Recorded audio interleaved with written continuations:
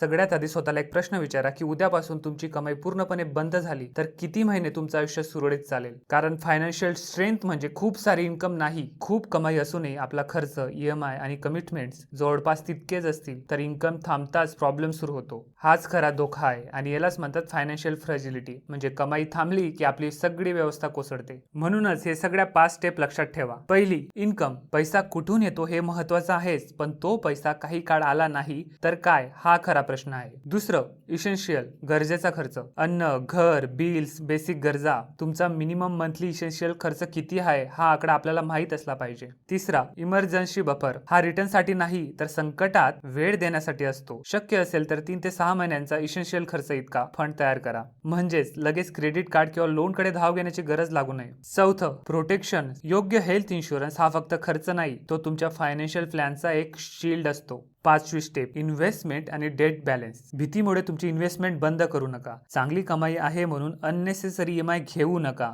Goals नुसार invest करा आणि लॉंग टर्मचा विचार करा. याचमुळे पैशांना दिशा मिळते, पॅनिक कमी होतो, पीस मिळते आणि हे सगळं केल्यामुळे आपल्याला स्पष्टता येते. मोठ्या संकटापासून आपण वाचतो, आपलं मन शांत राहतं, मोठ्या नुकसानापासून आपलं संरक्षण असतं आणि भविष्य सुरक्षित आणि अजून मजबूत होतं. कारण रिअल फायनान्शियल स्ट्रेंथ म्हणजे खूप कमाई नाही तर काही काळ आपली इन्कम थांबली तरी आपलं आयुष्य लगेच कोसळणार नाही अशी व्यवस्था करणं. म्हणून संकट कधी येईल हे आपल्या हातात नाही, पण आपण त्यासाठी किती तयार आहोत हे नक्कीच आपल्या हातात आहे.